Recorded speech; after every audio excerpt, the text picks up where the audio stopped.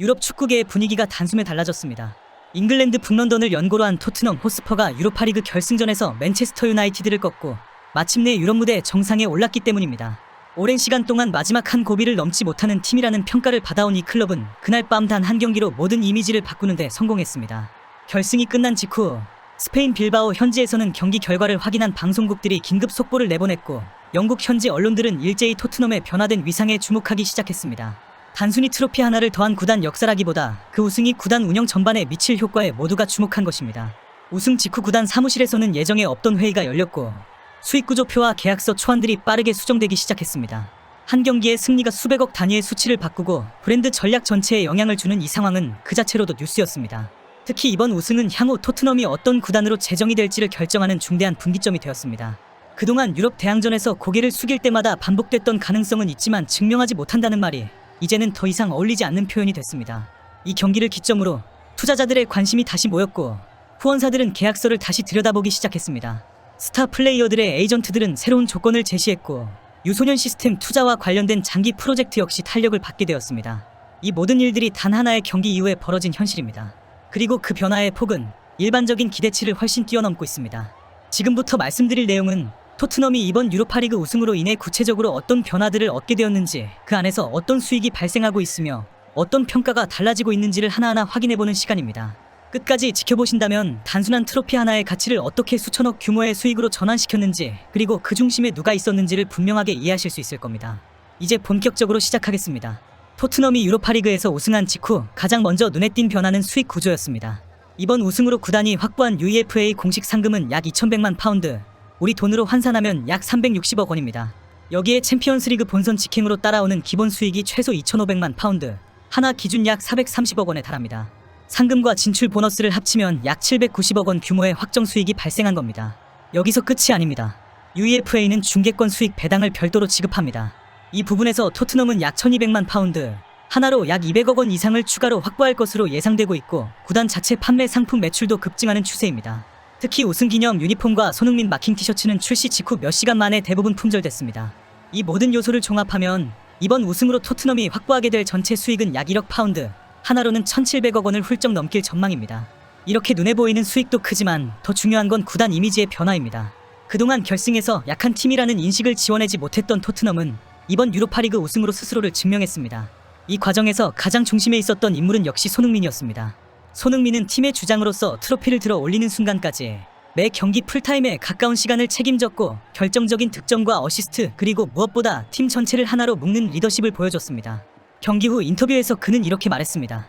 오늘 우리는 토트넘이라는 팀이 뭘 할 수 있는지를 보여줬고 이제는 우리가 더 이상 기대만 하는 팀이 아니라 결과를 만들어내는 팀이 됐다는 걸 알렸습니다.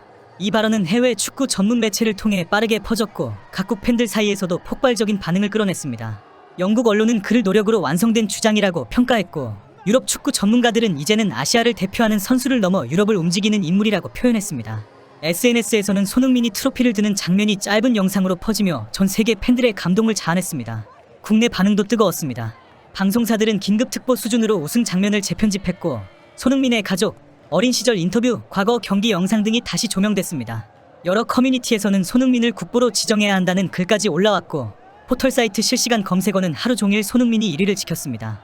토트넘 전체를 향한 시선도 완전히 달라졌습니다.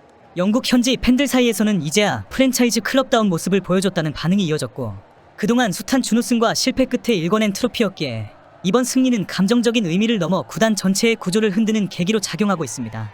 만약 이번 유로파리그 결승전에서 토트넘이 맨유에게 패했다면 그 여파는 단순히 트로피 하나를 놓친 정도에 그치지 않았을 겁니다. 먼저 현실적인 문제부터 짚어봐야 합니다. 2024-25 시즌 프리미어리그 최종 순위에서 토트넘은 17위에 머물렀습니다. 이 순위는 챔피언스리그 본선 진출 마지노선인 4위에 들지 못했고 유로파리그 우승이 없었다면 유럽 최고 무대 출전은 불가능했습니다. 결과적으로 다음 시즌 유럽 챔피언스리그에 나서지 못하게 되는 상황이었습니다. 이 경우 토트넘은 수백억 원 규모의 수익을 한 번에 잃게 됩니다. 챔피언스리그 본선만 진출해도 보장되는 기본 수익은 약 2,500만 파운드, 우리 돈으로 약 430억 원에 달하고 그 외 중계권, 입장 수입, 스폰서 재협상 기회까지 포함하면 실질적 손실은 800억 원을 넘을 수 있습니다.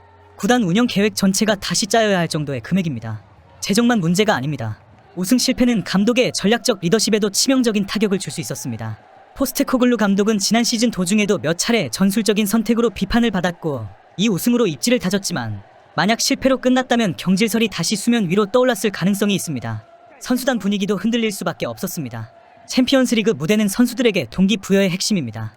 특히 팀 내 핵심 전력인 클루셉스키, 베르너, 우도기 같은 선수들이 이탈을 고려할 수 있는 환경이 되는 건 물론이고 외부 영입에서도 전 세계 탑클래스 선수들이 토트넘을 선택할 요인이 줄어들게 됩니다.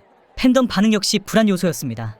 최근 몇 년간 우승 트로피가 없었던 상황에서 또다시 결승 패배를 겪었다면 일부 서포터들은 시즌권 환불 요구, SNS 보이콧, 구단 운영진에 대한 공개 비판 등을 이어갔을 수 있습니다. 브랜드 이미지 하락과 팬덤 이탈은 구단 수익에도 직격탄이 되는 요소입니다. 종합하면 이번 우승 실패는 그해의 한 경기 패배가 아니라 다음 시즌 전체 운영 방향과 구단의 중장기 계획을 위태롭게 만들 수 있는 치명적인 결과로 이어졌을 겁니다. 그렇기 때문에 이번 승리는 단순히 값진 게 아니라 구단 전체를 구조적으로 지켜낸 성과라고 봐야 합니다. 이번 우승은 토트넘에게 단순한 성과 이상의 변화를 예고하고 있습니다. 이제 토트넘은 유럽 무대에서 결과를 만들어낸 팀이라는 명확한 근거를 갖게 됐습니다. 이는 향후 선수 영입 시장에서 구단이 가진 협상력을 크게 끌어올릴 수 있는 요인이 됩니다. 유망주와 정상급 자원을 동시에 확보할 수 있는 현실적인 기반이 마련됐다는 의미이기도 합니다. 내부적으로는 기존 선수단과의 재계약 협상 분위기도 훨씬 유리하게 전개될 가능성이 높습니다. 구단의 브랜드 가치는 이미 상승 곡선을 타기 시작했습니다.